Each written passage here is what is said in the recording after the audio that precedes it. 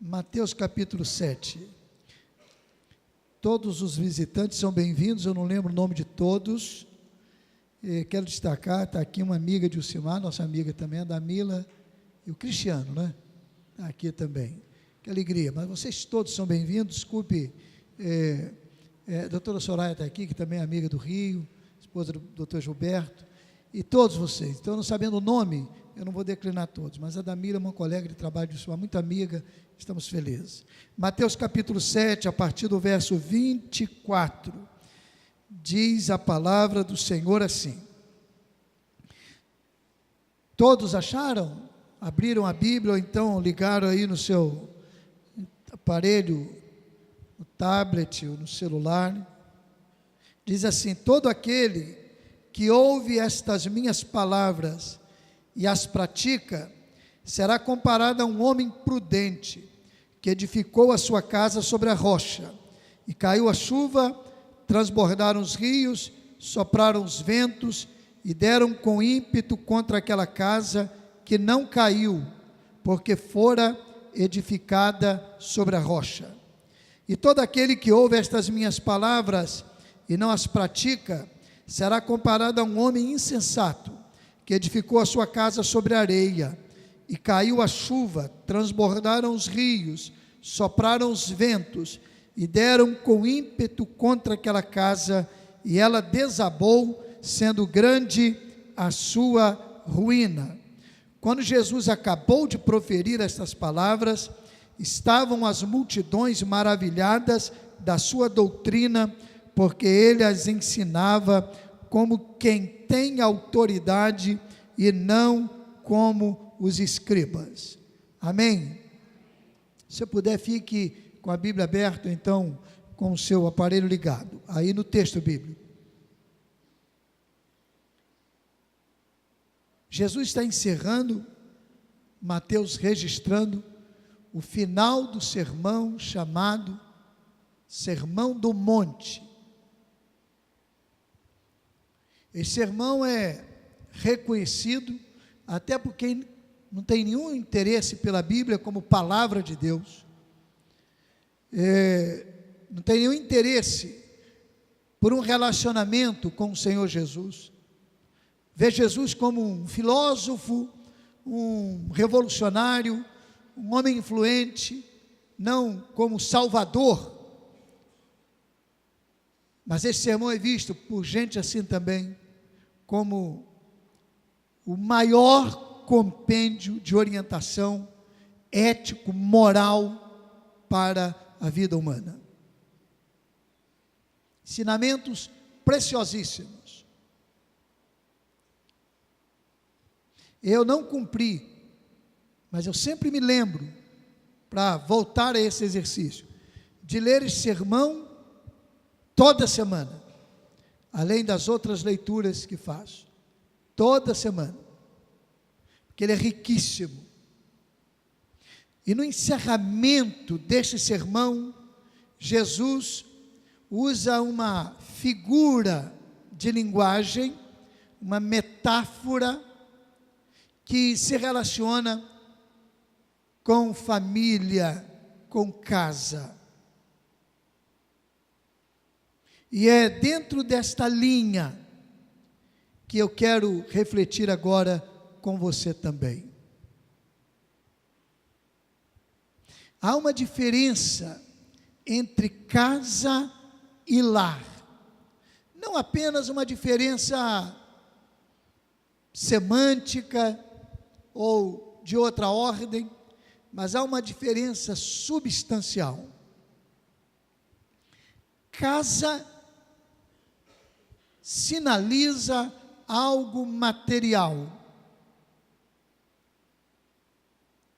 construção,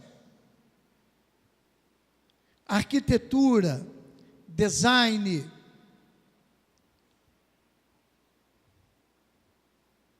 O lar sinaliza algo mais do que isso. Pastor, mas lá onde eu moro, na rua tal, número tal, não é um lar? Sim, lá está o seu lar. Mas é porque pode-se ter uma casa muito bonita, na verdade um palacete, morarem pessoas ali, e na verdade não existir um lar. O lar vai além disso. O lar é aconchego, é relacionamento. O lar sinaliza e nos leva a refletir sobre calor humano. A casa pode ser uma casa calorenta. Por isso que quando você vai construir, deve-se procurar os profissionais, porque eles sabem a melhor maneira para ventilar, a posição do sol, como é que o sol vai bater durante o dia, o período mais quente, e onde vão ficar os cômodos. Eles sabem disso. Pode ser uma casa calorenta nesse aspecto, mas a casa em si é algo frio. Se aquele ambiente se torna um ambiente caloroso, agradável, é porque tem um lar ali. E eu me lembro assim com muita alegria de que a nossa casa era mais do que uma casa. Tínhamos um lar. Às vezes a alimentação era muito reduzida. Passamos uma fase hoje de manhã, assim, de maneira bem en passant, eu falei aqui para os irmãos. Mas passamos um momento, um momento de grandes limitações. Vocês não podem imaginar, nós não passamos fome vários dias, não. Deus não permitiu isso. Nós passamos limitações.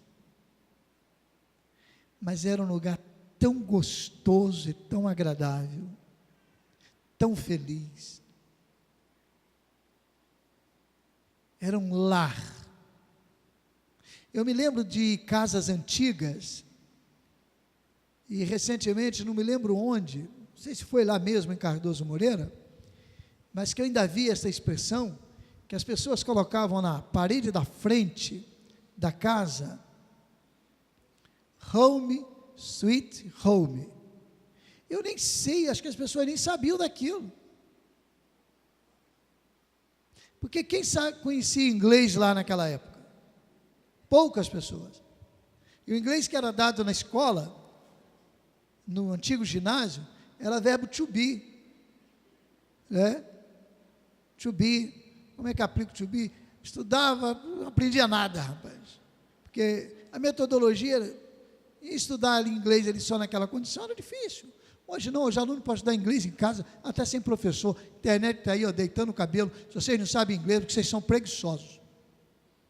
Desculpem se eu fui pesado, mas é verdade. Pastor, o senhor foi também que sou preguiçoso? Também pode ser. Pode ser. Eu tentei depois de mais velho, eu leio com um certo aproveitamento, leio, mas não consigo falar até hoje. Já pedi a Deus que efetuasse esse milagre, mas faltou-me disciplina. Mas na idade de vocês não tinha não. Lá no ginásio era verbo to be. Do, does, aquele negocinho completo. É só isso. Mas as pessoas colocavam lá na casa, lar, doce lar. Coisa linda. Quem passava ali não sabia. Estava escrito lá, homem. Aí os suítes, eles não eram nem para ler, em homem. Acho que achava que estava errado o negócio.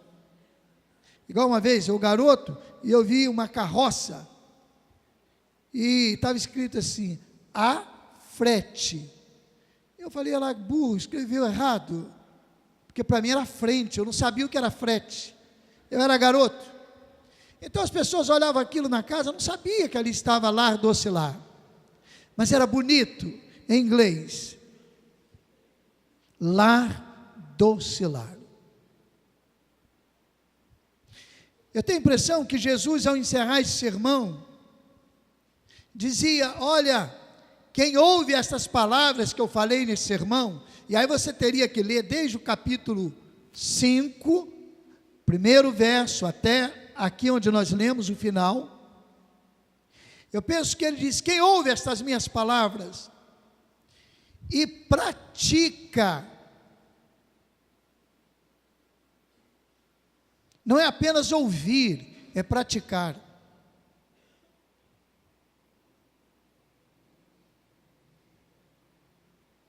É muito mais do que ter a informação, é pegar a informação, trabalhar nela e aplicar na vida, praticar. A maioria das pessoas, ou talvez todas as pessoas, erram. Na maioria das vezes, é diferente. Não a maioria das pessoas, mas todas as pessoas erram. Na maioria das vezes, não é porque elas não tenham a informação, é porque elas não praticam. Porque não praticam. Elas sabem, têm a informação, mas não colocam em prática, por uma opção de razões. Algumas até por a gente entendidas, mas com isso não significa que a ação está certa. Porque ter uma informação e não praticar é pior do que se não tivesse a informação. Então Jesus disse assim: olha, quem ouve estas minhas palavras e as pratica, eu vou comparar. Ele faz uma comparação. Quem ouve estas minhas palavras e não as pratica, eu vou comparar. E aí faz uma comparação. E a comparação é a seguinte: quem ouve e pratica será comparado a um homem que edificou sua casa sobre a rocha. Quem ouve e não pratica será comparado a um homem que edificou a sua casa sobre a areia. Então, primeira lição: você pode construir o seu lar, ou se pegar a mesma nomenclatura que está no texto, casa, mas não com a ideia de construção. Você pode construir o seu lar sobre a rocha, e você pode construir o seu lar sobre a areia. Quem vai decidir é você.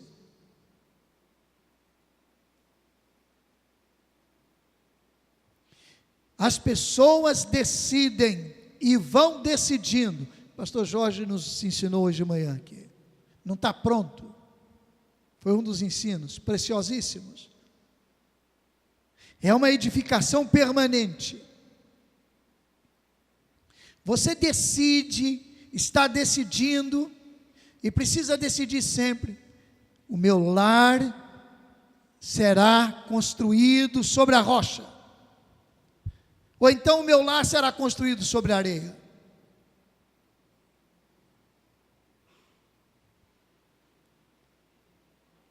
Não tem como fugir disso. E tem um detalhe: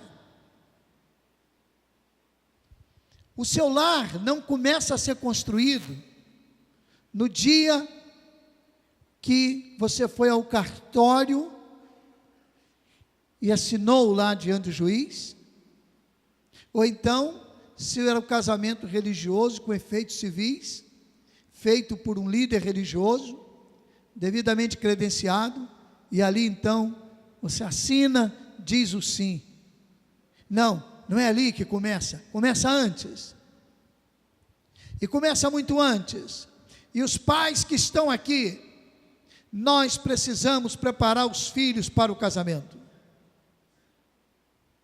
Precisamos, com exemplo e com orientações, prepará-los para o casamento. E filhos que estão aqui, vocês precisam começar a construir o lar de vocês. Pastor Neemias, nem namorada eu tenho. Nem namorado eu tenho, quer dizer, se eu falei um ou outro. Não importa. O plano de Deus é que a pessoa nasce, cresce, se desenvolve e forme uma família, gere filhos, e a vida vai continuando, uma bênção tremenda. Casos excepcionais, como nós vimos hoje um testemunho tão lindo do Jair e da Danielma. Eles não podiam ter filhos, 16 anos de casados. E eles então buscaram o recurso da medicina. Pensaram, aí decidiram que não, perdão. Mas aí buscaram o recurso da adoção, estão na fila ainda. Mas naquele período, Deus realizou um milagre. E eles tiveram um filho, uma filhinha linda. Casos excepcionais, quando isso não acontece, Deus dará orientação. Mas esta é a normalidade da vida. Então você não pode esperar construir o seu lar quando você for para o casamento, não, é agora. Você tem que aprender o que a Bíblia orienta, ensina, e começar a praticar isso no seu dia a dia, porque você está começando a construção do seu lar.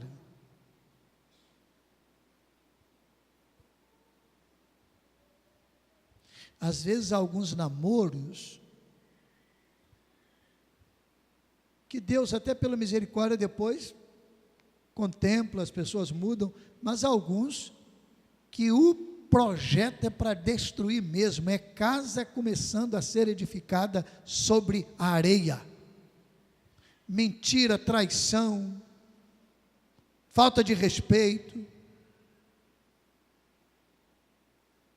Está começando a construir o seu lar. E olha, cuidado. Amanhã você terá filhos. Você não vai começar a construir o seu lar depois, não. A misericórdia do Senhor nos alcança. E muitas vezes erros cometidos, Deus contempla. Mas cuidado, se você sabe, você tem informação e não pratica. Você está construindo o seu lar, está edificando o seu lar.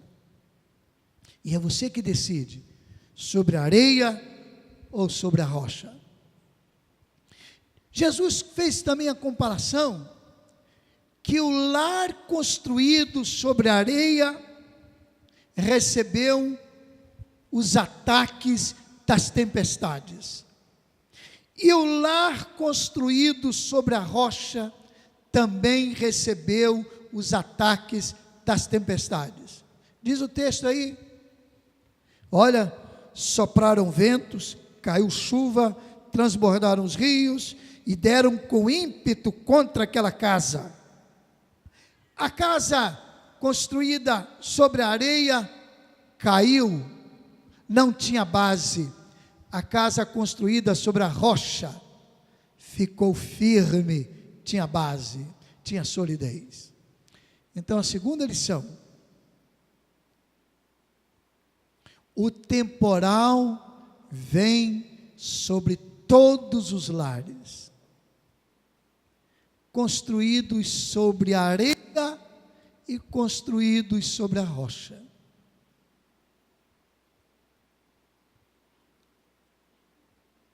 O temporal não escolhe. Às vezes a gente pensa que ele só vem sobre o lar construído sobre a areia. Não, vem varrendo tudo.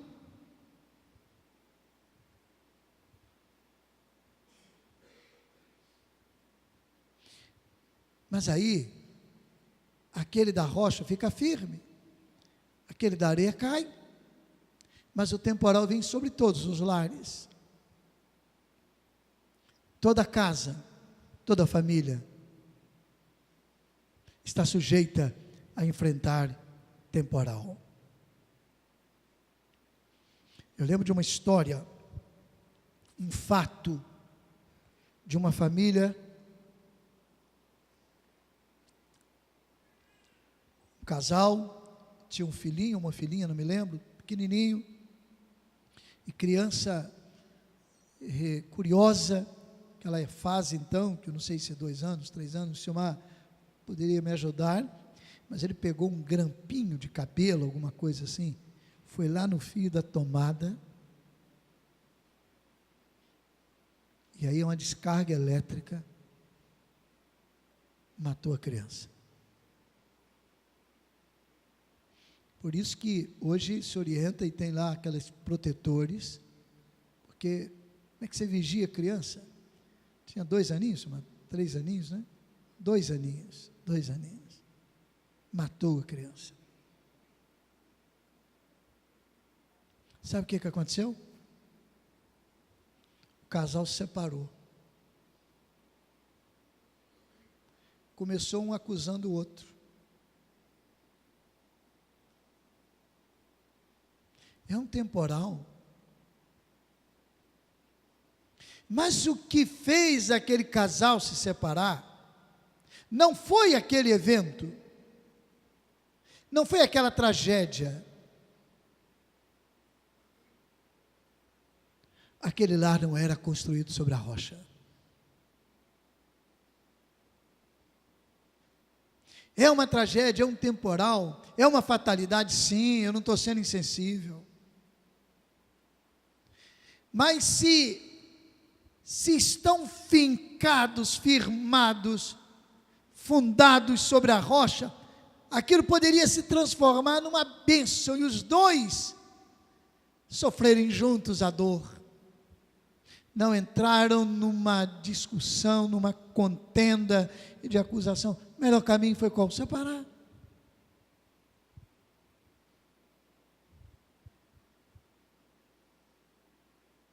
O que separa, o que destrói, não é o evento em si, não é o temporal, não é a tempestade,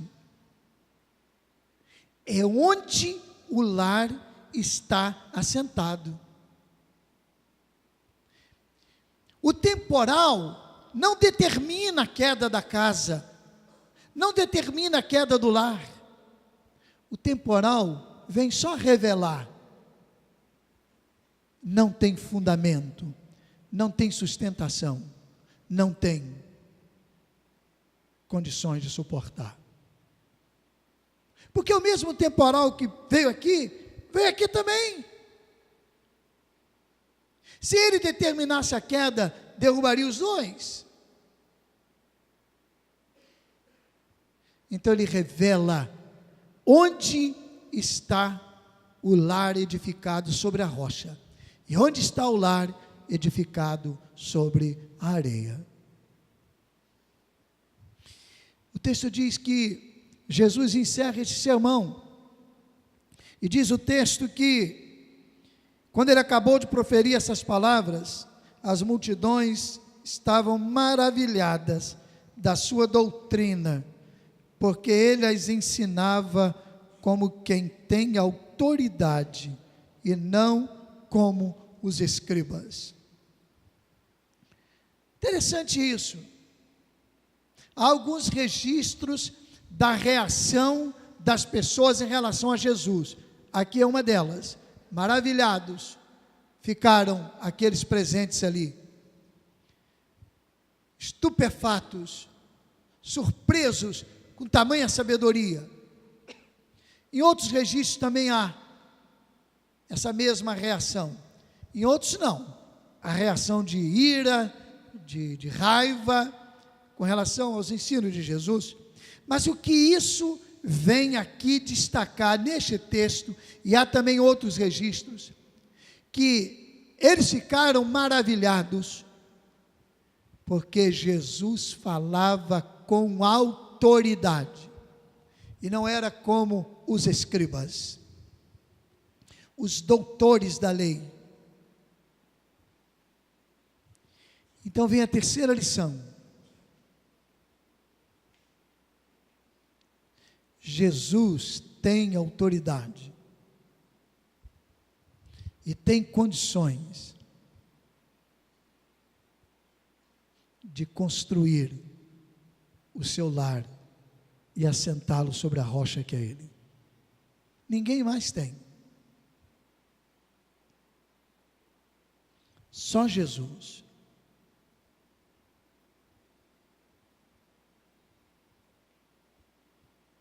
Jesus é exemplo para todo e qualquer relacionamento humano. Pastor Neemias, mas Jesus não casou. Não era a missão dele. Mas ele conhece e ele sabe. Ele é o Deus eterno, que é capaz de dar sustentação ao seu lar, ao meu lar, ao nosso lar. E Ele tem autoridade para nos ensinar.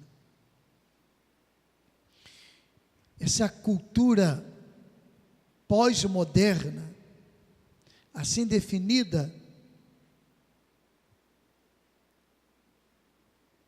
e é um negócio meio curioso, porque a gente vive num negócio que é pós, é um negócio meio assim, meio maluco. Você está em que período? Eu estou na pós-modernidade. Mas é pós, aí eles falam que é pós lá, modernidade, que é depois da modernidade, mas é um negócio meio curioso. Porque você está vivendo uma coisa que é depois. Mas, deixando essa digressão, essa cultura tem sido uma cultura de tentar desconstruir o que Deus apresentou ao homem para o bem-estar dele. Isso tem sido um perigo muito grande. Há casamentos hoje de cristãos. Se não der certo, a gente separa.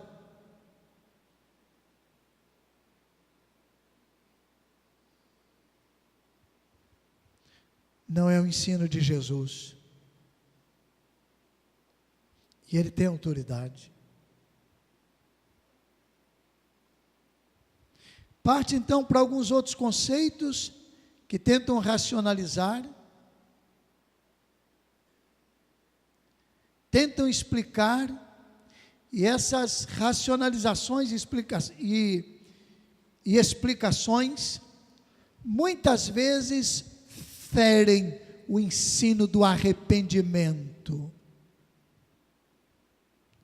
ferem o ensino do caminhar uma outra milha, ferem o ensino de assumir as suas responsabilidades. Eu sei, irmãos, que o diabo luta e quer destruir a família, eu sei disso. Mas algumas pessoas que, um dia eu encontrei com uma pessoa, uma mulher, uma amiga, né, pessoa conhecida há muito tempo, encontrei com ela, e eu estava enfrentando um problema que eu já sabia. O esposo tinha ido embora, e eu parei com ela, e ela falou da situação mais uma vez, pediu oração, e disse o seguinte: mas isso não é ele que fez, não. Isso é o diabo, é o demônio. Esse demônio vai sair dele, e ele vai voltar. Isso tem mais de 10 anos. O demônio é que ele era mais novo do que ela. Quando eles se casaram, havia essa diferença. Há problema de alguém mais novo casar com outra pessoa? Não, não há problema nenhum. Mas isso tem que ser analisado. Tem que ser analisado. Um homem de 50 anos casa com uma moça de 25, está tudo bem, ele tem 50, está inteiro, não é? Ah, mas daqui a 20 ele tem 70, ela está com 45. Tem que ser trabalhado. Isso tem que ser explicado. Ah, mas isso é problema? Não, claro que não. se for tudo explicado. A mulher tem que saber que daqui a 20 anos ele estará com 70. Aí já estará meio gagá. Fica vendo aí velho, falando, não, eu estou inteiro. Está meio inteiro, irmãos. Não tem que lutar contra a natureza. Está meio. Chama para, não, vamos para balada. Balada boa, né? Balada de crente. Não é balada, vamos para balada. Ele não vai. Pode ir uma vez ou outra, não vai. Com 70, a não ser que seja um milagre. Porque tem gente que tem o pique mesmo para isso. Está meio. Vai para o casamento, com 1 hora de festa, não sei o quê, já está doido para ir embora. É ou não é? Mas isso é motivo? Não é motivo para ter problema. Não pode ter, mas que seja explicado. Que seja explicado. Agora, se isso é problema nessa relação do homem mais velho, você imagina a mulher mais velha, que enfrenta outros problemas. E naquele caso,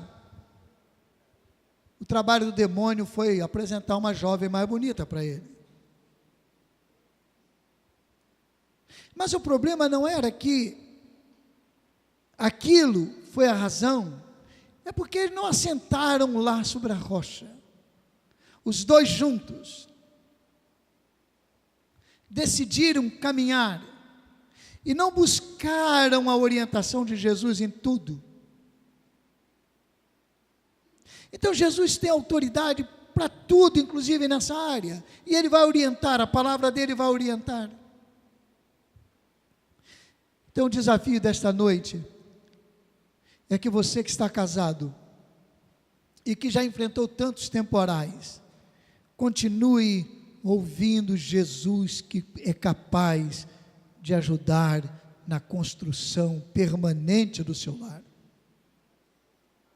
Você que ainda não se casou e nem namorado tem ainda às vezes, ou então está noivo, está namorando firme, está pensando em casar, comece a pedir a direção a Jesus se você não faz isso.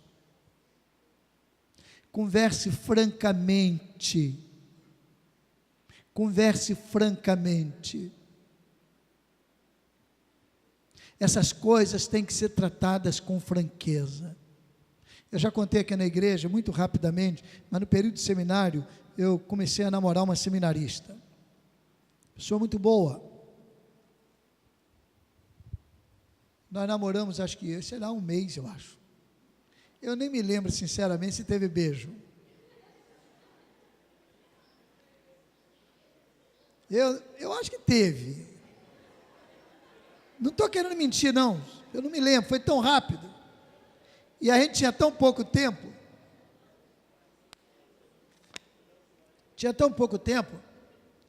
Trabalhava de manhã de tarde, estudava à noite. A gente se encontrava antes das aulas. E naquele tempo, há 30 anos, a coisa era mais. Ainda mais seminarista, né, meu amigo? Mas ela também muito responsável. Porque parece estar havendo uma inversão também. Antigamente eram os rapazes que eram afoitos. Hoje parece que as meninas estão afoitas. Então, rapazes que estão aqui, se isso for verdade, eu não posso concluir, abra o teu olho. Abra mesmo. E submete ao senhorio de Jesus esta área da sua vida. Mas, por que nós não namoramos? Não é porque eu não fosse uma pessoa boa. Um dia nós estávamos conversando antes das aulas, estávamos numa sala lá orando, a gente foi orar junto, conversar. E aí a gente conversando, ela disse assim, o meu sonho é terminar o seminário e ir para um campo missionário, para um lugar distante e tal, e dedicar minha vida lá. Aí eu ouvi, falei assim, que legal, o seu sonho é esse é o meu sonho, de ser uma missionária, ir para um lugar bem distante, e gastar toda a minha vida lá.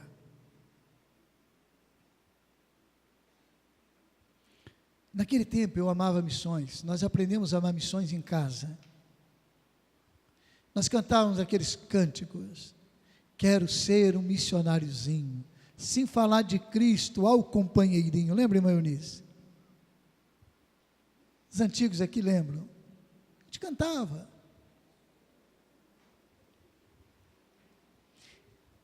Mas eu não tinha naquele tempo qualquer definição sobre o que Deus teria para mim. E aí eu alimentei e ela fixou, firmou isso. Aí eu disse para ela assim, nós temos que terminar aqui o nosso namoro agora. Ela disse, mas por quê? Eu falei, não, sabe por quê? Eu não tenho essa definição ainda. Eu amo missões, mas eu não tenho. Eu estou até achando que é diferente o meu projeto que Deus tem para mim. Eu não tenho essa definição. Então a gente tem que terminar o namoro agora. Ela disse, mas por quê? Eu falei, não, eu não sei se eu vou lá para o campo, em um lugar distante, eu amo missões, mas eu não sei, eu não entendo isso. Para mim não, a minha leitura era, e Deus foi confirmando, é que eu estaria no ministério local, amando missões, vibrando com missões, mas não ir para lá. E ela disse assim, mas qual o problema? Não tem problema. Eu falei, tem. Problema sério, porque amanhã você pode ser uma esposa de pastor frustrada, porque não foi para o campo missionário, ou eu posso ir lá para o campo missionário e ser um missionário frustrado, porque eu fui atender. Então antes que a coisa esquente demais, porque namoro, o negócio é assim, não é? Vai, daqui a pouco vai esquentando, vai firmando, aí tem compromisso, e a gente para e vai ouvir. Se Deus tiver outro direcionamento, lá na frente, Ele vai conduzir. Terminamos ali, ficamos amigos. Pouquíssimas vezes nos encontramos depois, assim no seminário, depois que eu vim para Cabo Frio, acho que uma vez ou duas, com esposa, ela casou-se com um pastor. A última vez, a informação que eu tive, também não foi para campo missionário não, ficou mesmo ali para a área do Rio, mas logo depois eu vim conhecer o Simar. Deus tinha outro plano. Aliás, eu já conhecia o Simar, porque ele trabalhou junto na Juba, há muito tempo, várias vezes, era de Talva, eu de Cardoso Moreira, e o sonho de todo italvense era casar com cardosense. Se vocês não sabem, brincadeira, isso é autoestima minha, mas a gente já se conhecia, trabalhamos juntos na juventude regional, mas Deus dirigiu, e eu sou feliz, muito, Deus fez coisas maravilhosas. Creio também que ela seja feliz lá, e casou-se com um rapaz joia, ele não era, nem ela era também da minha turma, na turma antes, e ele acho que era da mesma dela, ou uma turma também, era outro joia. Sabe por quê que eu estou contando isso? É porque algumas coisas têm que ficar claras, você tem que ouvir Jesus com a orientação dele. Rapaz, que às vezes querem escolher o filho,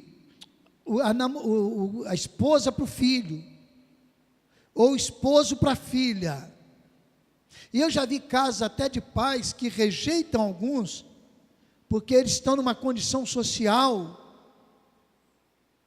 pior. E aí não tem muita aprovação. Não quer saber de caráter às vezes. Não quer saber dos princípios. Às vezes algumas condições. E eles querem. E eu já vi muitas situações de pessoas nessa condição, que a roda gigante muda, vira, e quem estava lá embaixo, ficou lá em cima, quem estava lá em cima ficou lá embaixo, porque a vida é assim. Qual foi o erro? Às vezes a preocupação era boa, mas o erro era de não ouvir Jesus. Jesus, qual é o melhor casamento para minha filha? Eu não sei, você não sabe, nenhum de nós sabe. Temos sim os princípios, os filhos devem ouvir, devem aprender, mas deixar com Jesus. Ele tem autoridade sobre tudo. Tudo. Se você pegar esse sermão e ler atentamente, você vai ver dos assuntos que ele trata aqui. Então a melhor orientação é dizer: Jesus, constrói o meu lar. Seja o arquiteto, o design, o calculista estrutural, seja o engenheiro, e me dá aqui a planta, me dá a relação dos instrumentos que eu preciso usar, das ferramentas, do material, a dosagem, porque, Senhor Jesus, eu quero que o meu lar fique firme quando o temporal vier, porque ele virá inevitavelmente, mas eu quero que ele seja construído sobre a rocha. Curve sua cabeça e fale com o Senhor. E quem sabe, haja alguma área da sua vida, da sua família, que você precisa apresentar ao Senhor. E nesta noite o Espírito diz para você que Jesus é capaz de firmar e dar uma rocha segura para o seu lar ficar firmado. De repente, alguma área que você precisa ir a Jesus com arrependimento, faça isso agora. De repente, você precisa ir a Jesus confessando: Senhor Jesus, eu tenho falhado nessa área, Senhor. Você vai confessar: Senhor Jesus, eu preciso de direção, porque eu não consigo mudar essa atitude aqui ou ali, eu não consigo, mas eu creio que o Senhor é capaz de me dar essa direção. Fale com Ele. Eu tenho certeza que sua vida será muito mais abençoada e abençoadora. Deus quer lares fortes, lares saudáveis, lares que cumpram a vontade dEle, não lares perfeitos, casamentos perfeitos, eles não existem. Nós ouvimos hoje pela manhã também, mas todos os lares que estamos aqui podem melhorar, e Jesus pode nos ajudar. Eu desejo para você isso, com a graça do Senhor Jesus, com as misericórdias dEle. Amém? Fique em pé, vamos celebrar com alegria. Cante com alegria no seu coração.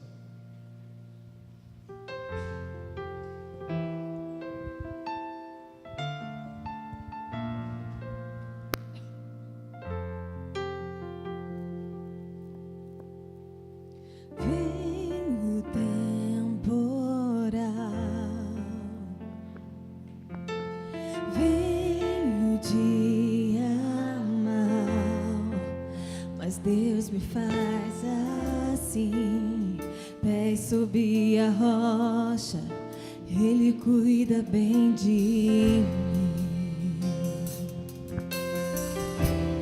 Oh, oh, oh, guarda minha saída, guarda minha entrada, Ele é minha sombra, mão direita que não falha.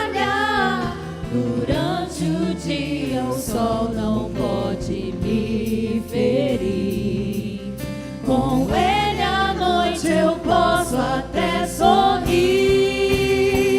Estou olhando para os montes, meus socorro vem de Deus. Não paro de olhar pros montes. Ele não descansa, Ele é o guarda de Israel, Rei da terra e é também dono do céu.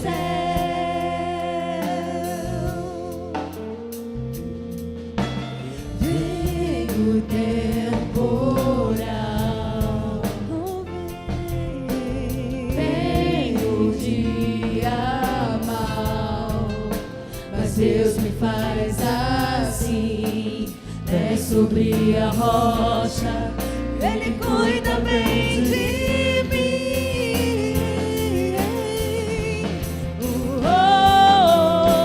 Guarda minha saída, guarda minha entrada, Ele é minha sombra, mão direita que não falha. Durante o dia o sol não pode me ferir, com Ele à noite eu posso até sorrir. Estou olhando para os montes, meu socorro vem de Deus. Não paro de olhar para os montes, Ele não descansa, Ele é o guarda de Israel, Rei da terra e é também dono do céu. Estou em um lugar seguro, minha proteção, Todo-Poderoso, Deus da minha salvação.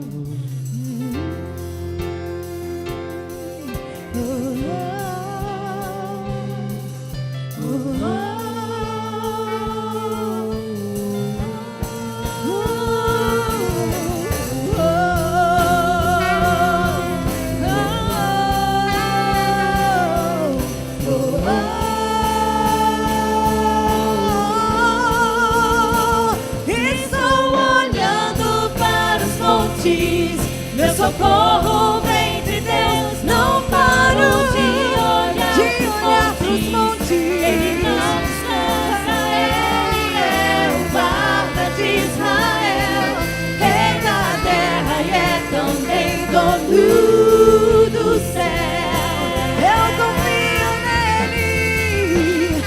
Estou olhando para os montes, meu socorro vem de Deus. Não paro de olhar pros montes, Ele não descansa, Ele é o guarda de Israel, Rei da terra e é também dono do céu.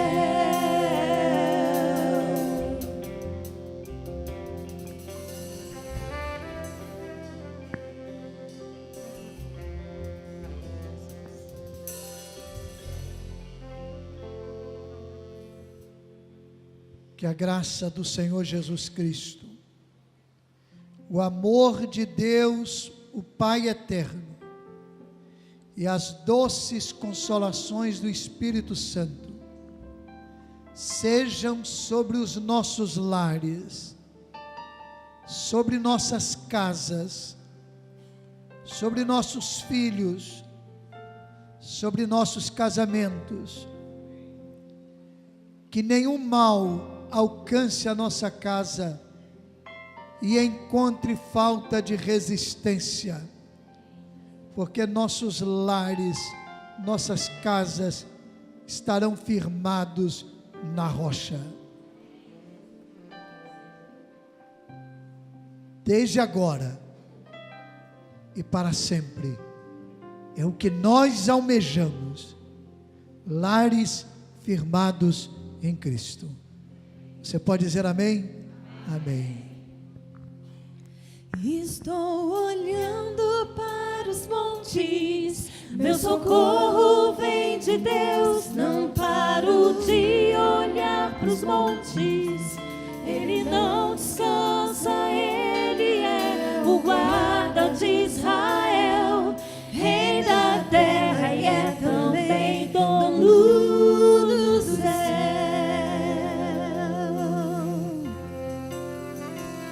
Estou olhando para os montes, meu socorro vem de Deus. Não paro de olhar para os montes, Ele não descansa, Ele é o guarda de Israel, Rei da terra e é também dono do céu.